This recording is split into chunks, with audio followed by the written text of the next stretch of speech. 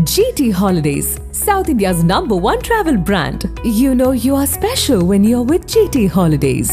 எங்க சேதாரத்துக்கு மேல கொடுத்தீங்கன்னா உங்க காசை வேஸ்ட் பண்ற மாதிரி தான்.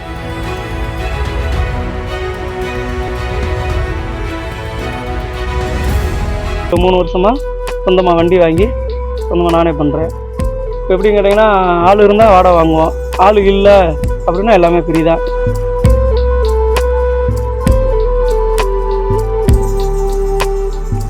மதுரை முனிச்சாலை பகுதியை சேர்ந்தவர் 30 வயதான பாண்டி.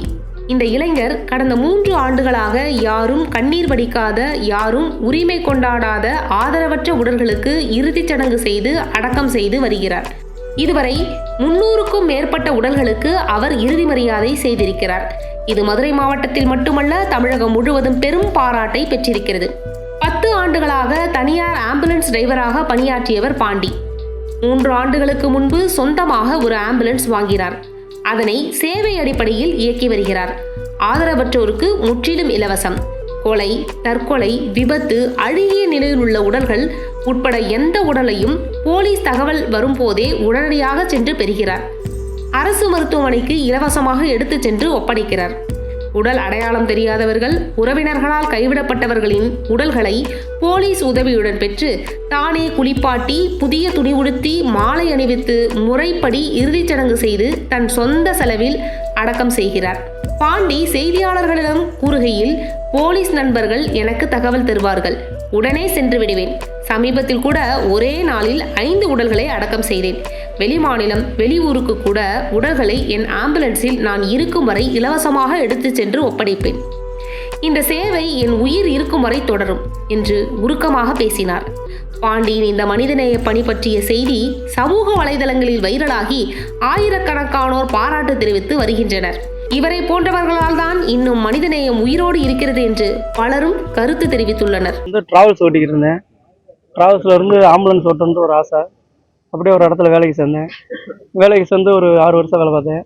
அதுக்கப்புறம் இப்போ ஒரு 3 வருஷமாக சொந்தமாக வண்டி வாங்கி சொந்தமாக நானே பண்ணுறேன். இப்போ எப்படின்னு கேட்டிங்கன்னா, ஆள் இருந்தால் வாடகை வாங்குவோம், ஆள் இல்லை அப்படின்னா எல்லாமே ஃப்ரீ தான். எடுப்புலேருந்து அடக்கம் பண்ணுறாங்க. யார்கிட்ட இது நாள் வரையும் டொனேஷன் எதுவும் வாங்கினதில்லை, இதுமாதிரிலாம் கை காசு தான் மட்டும் பண்ணிகிட்டு இருக்கோம். நான் வந்து 6ஆம் வரை தான் படிச்சிருக்கேன். அப்படி படிக்கலை.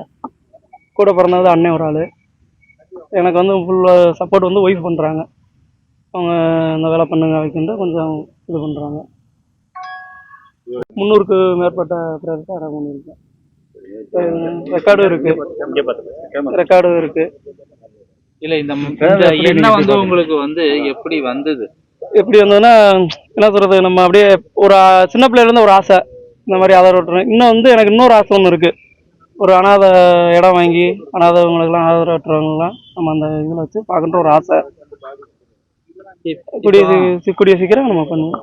ஆதரவற்ற படங்களை கொண்டு போய் அடக்கம் பண்றீங்க அல்லது எரிக்க தகனம் பண்ணதுக்கு கொடுக்குறீங்கல்ல? ஆமா. அப்போ உங்க மனநிலை எப்படி இருந்தது? ஒரு தாய் இறந்தா என்ன பண்ணுவோம், தாப்பா இறந்தா என்ன பண்ணுவோம், அந்த சோகத்துல தான் நம்ம பண்றோம். அந்த ஒரு தாய் தாப்பா இறந்துட்டாங்கன்னா என்ன ஒரு இது பண்றோமோ அந்த நினைப்புல தான் நம்ம பண்றோம். இதுல சவாலான விஷயங்கள் ஏதாவது இருக்கா உங்களுக்கு? பாடி எடுத்துட்டு வர்றதுல இப்ப சில இது கொஞ்சம் சிரமங்கள் வரதான் செய்யும். எல்லாமே வந்து நம்ம பாசிட்டிவ் சிரமங்கள் வருது. இந்த ட்ரெயின்ல அடிபடுறாங்களா, அவங்களெல்லாம் எடுக்கிறது ரொம்ப கஷ்டம். அதெல்லாம் சம்மந்து வர மாதிரி இருக்கும். ஒரு 2 கிலோமீட்டர் 3 கிலோமீட்டர் சம்மந்து வர மாதிரி இருக்கும். எல்லாத்தையும் சகிச்சுட்டு தான் நம்ம எடுக்கிற மாதிரி இருக்கும். இதில் வந்து சிரமங்கள்னால தான் வாழ்கிறதே சிரமங்கள் தான்.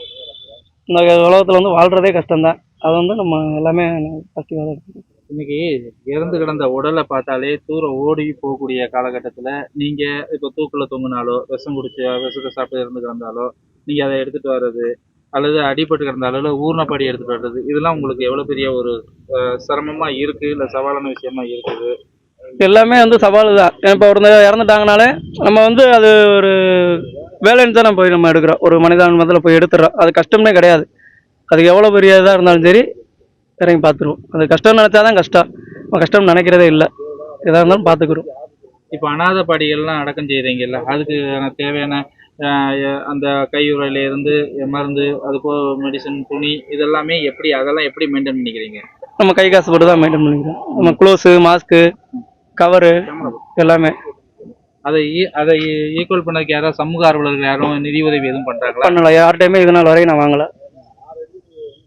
இதனால் வரை யார்கிட்டையும் நம்ம நிதி உதவி கேட்டதும் கிடையாது, யார்கிட்டையும் போய் நின்றதும் கிடையாது. எல்லாமே கை காசு தான். இப்போ ஒரு சொந்தக்காரங்க இருந்தாங்கன்னா வாடகை வாங்கிடுவோம். சொந்தக்காரங்க இல்லைன்னா இருந்தும் அடக்கம் பண்ணுற வழி இல்லைன்னா நம்மளே அவங்களுக்கு கை காசு கொடுத்து அடக்கம் பண்ணுறது வழி. சூரத் அதாவது வெளி மாநிலங்கள் உள்ள பாடியெல்லாம் எடுத்துட்டு போயிருக்கீங்களா? இதுவரை எவ்வளவு கிலோமீட்டர் வரை கொண்டு போய் சேர்த்து? 2000 3000 அந்த கிலோமீட்டர் வரை போயிருக்காங்க. 2000 3000 கிலோமீட்டர் வரை போயிருக்காங்க. ஆஸ்டேட் போகிறதுக்கு டிரைவர் இருக்காங்க, அவங்கள அனுப்பிச்சுட்டு நான் இங்கே இருந்தேன். நான் போனதில்லை. வெளிநாடு பாடிகளை அனுப்புறது. வெளிநாட்டு பாடி இதனாலே பண்ணலை, இன்னும் வந்து பண்ணலான்னு ஒரு ஐடியாவில் இருக்கு. இப்போ சராசரி ஒரு மாசத்துக்கு எத்தனை பாடி எடுப்பீங்க? அந்த செலவு எப்படி அதான் ஆள் இருக்கிறாங்களா, அவங்ககிட்ட வாடகை வாங்கி இதுக்கு பண்ணி வேற இதில் வாங்குற வாடகை வாங்கி இப்போ ஆள் இருப்பாங்க, அவங்ககிட்ட வாடகை வாங்குவோம். கேட்குற வாடகை கொடுப்பாங்க, இல்லை கம்மியாக கஷ்டப்படுறோமா கம்மியாக வாங்கிப்பாங்க, கம்மியாக வாங்கி இதை ஈக்குவல் பண்ணிக்கணும். அவ்வளோதான். அன்றாடம் நம்மளுக்கு ஒரு சம்பளம் கிடச்சா போகுதுன்ற மாதிரி ஒரு ஏன்னா எல்லாமே நம்ம ஃப்ரீயாக பண்ண முடியாதுல்ல. எனக்கு குடும்பம் குட்டியெல்லாம் இருக்குல்ல, அம்மா இருக்காங்க, வீட்டு வாடகை கொடுக்கணும், எல்லாமே இருக்குது. அதனால் அவங்க இருக்கவங்கள்ட்ட வாங்கிட்டு இல்லை அவங்க பண்ணிக்கணும்.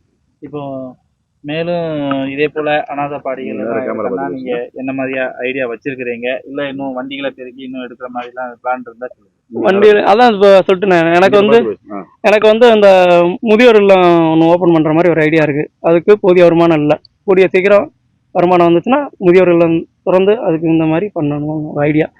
ஏன்னா வந்து அம்மாவுக்கு முடியலை, அப்போ அவங்கள மாதிரி ரொம்ப பேர் கஷ்டப்படுறாங்க. அப்போ ஒரு இதை திறந்தோம்னா நம்மளுக்கு ஒரு யூஸ்ஃபுல்லாக இருக்கும், அவங்களுக்கு சேவை செய்யணும், அவ்வளோதான். அனல் பறக்கும் செய்திகளை அப்டேட் செய்து கொள்ள நக்கீரன் களத்தை இப்பவே சப்ஸ்கிரைப் பண்ணுங்க.